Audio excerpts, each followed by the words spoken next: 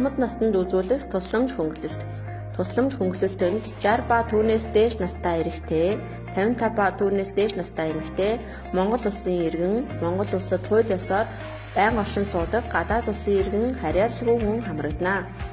Хөл гарны протез, сонсох, харах эрхтний ортопедик хэрэгсэл, тэрэгэнцэр худалдан авсан болон дотоодод хийлгэсэн зардлын үнийг 5 жилд 1 удаа, шүдний протезийн дотоодод хийлгэсэн зардлын үнийг 3 жилд 1 удаа нөхөн олгоно.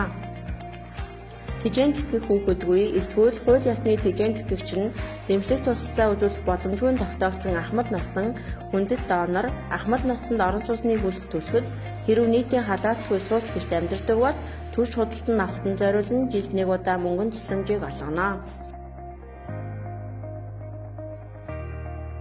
Нийгмийн даатгалын хууль тогтоомжинд заасан оршуулгын тэтгэмж авах эрх үүсээгүй Ахмад настанаас барвал түүний оршуулгын зардалд нийгмийн даатгалын сангаас олгох оршуулгын тэтгэмжтэй тэнцүү хэмжээний тусламжийг олгоно. Монгол улсын болон хөдөлмөрийн баатар, ардын болон авиац цалтан, төрийн сойрхолт, төрийн шагналт, Ахмад дайчин, улсын ударнат иргэнд дотоодын ашаан сувилд ирэх буцах замын зардал эрхийн бичгийн үнийг жилд 1 удаа нөхөн олгоно.